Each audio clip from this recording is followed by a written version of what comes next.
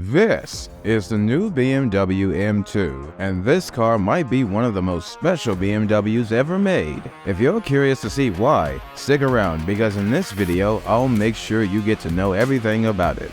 Let's start by taking a look at the most obvious changes made to this car, which are found at the forefront. Here we see a very different look from the previous M2 generation, and what's very eye-catching is the BMW has gotten completely rid of the old style and replaced it with an insanely muscular and aggressive one. The grills, for example, instead of being round, are now squared off. And what's even more surprising is that they are looking nothing like the ones on the M4 and the M3. They kinda remind me of the classic ones, but on steroids. Also, the air intakes at the lower end have been completely redesigned and are now rectangular, appearing even larger than those on the previous generation, which means there's a lot more to cool down under the hood, but more on that later. Perhaps you've noticed the BMW badge, and yes, that is the 50th anniversary one. During the pre-order time, it came as a standard option. However, if you're considering buying the new M2 right now, I'm afraid you won't be able to get that option anymore since it was available only for a limited period of time.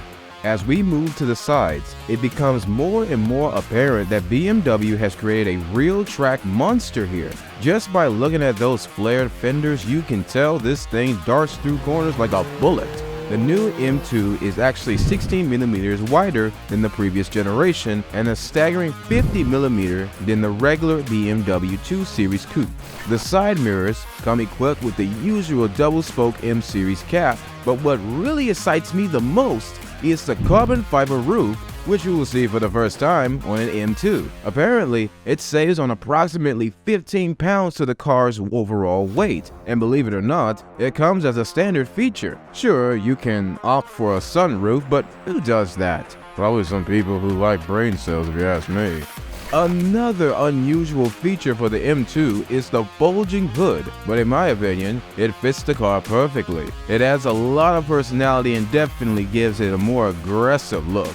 Moving towards the back of the car, we see the front and rear fenders connected by massive side sills. And I don't know if you've noticed, but check out how clean the sides of this car are. There are hardly any additional elements, no vents, badges, or anything like that, except for the flush-mounted door handles, which, if you ask me, are a really nice touch. And let's not forget about the rear of the car. It has a simple yet nice-looking truck lid spoiler. There is also the M2 badge, which kind of annoys me here because it's in silver. However, you can opt for the black badge if you're like me. Overall, the design is distinct with sharp edges, and I don't care what others say.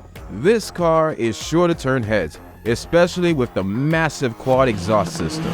Each pipe is 10 centimeters in diameter, and it comes equipped with active flaps, so you can be both the polite neighbor at 6 in the morning and the ultimate douchebag in front of the club at the evening. The rear diffuser is also something you can't miss, painting in the same gloss black color as the XM. By the way, if you want to check the review on that car, click on the box above or the link in the description below.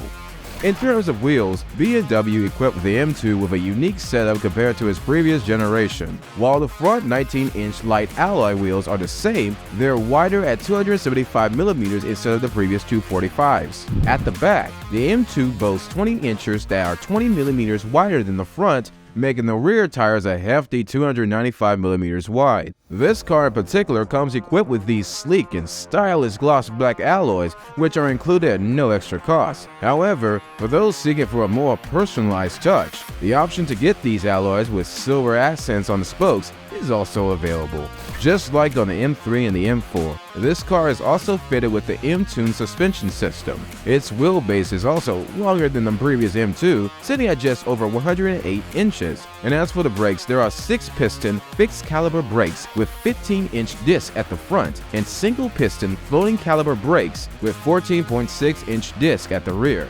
Stepping inside the cockpit, the most noticeable thing is the huge dual-screen infotainment display, just like the one found in the XM. It stretches all the way from the driver's side to the center of the cabin. The smaller 12.3-inch display, which sits right behind the wheel, is basically the driver's display, and the more bigger 14.9-inch is the infotainment system. And looking at this, it is obvious this thing is packed with technology. However, I think we should all take a moment and appreciate the fact that BMW still puts their best efforts to make their cars as classy as possible, not packed with too much unnecessary stuff inside. Can you believe that they still haven't gotten rid of the rotary iDrive controller?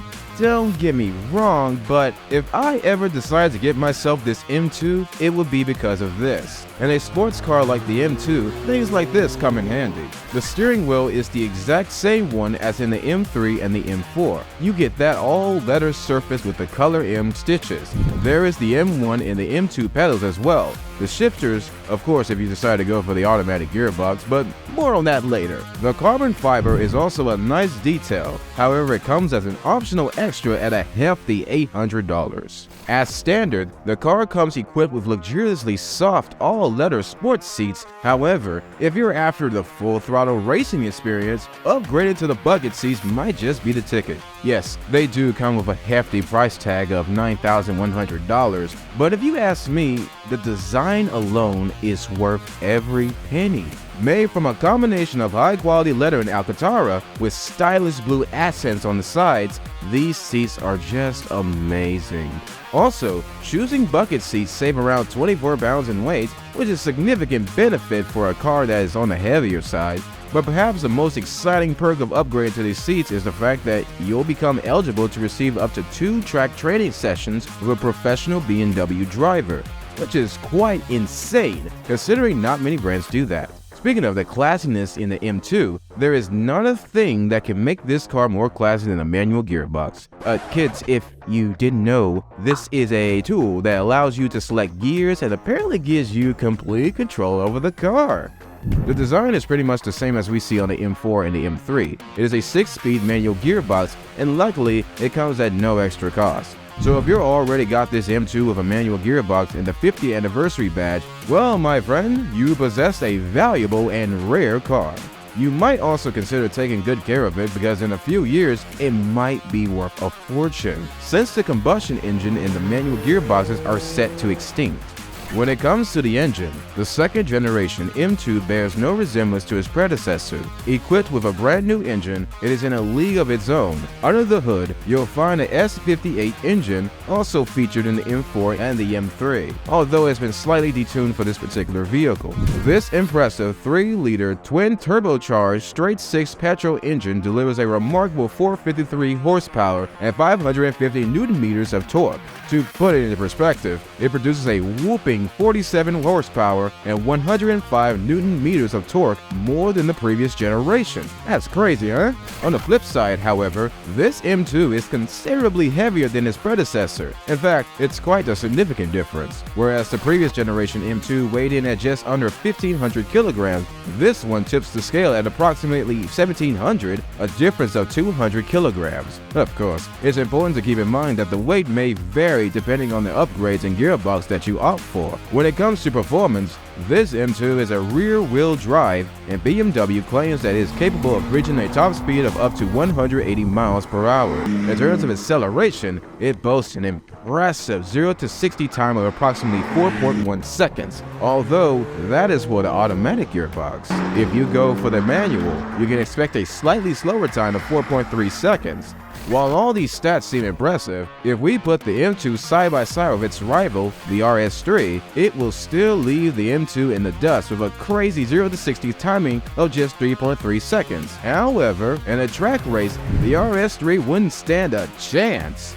The MSRP for this 2023 BMW M2 is almost the same as the latest RS3, pricing at just under $63,000. But also, it is way less than any other 718 Cayman on the market. Keep in mind that if you end up going for all the bells and whistles, the final cost of your M2 can easily exceed the $100K mark.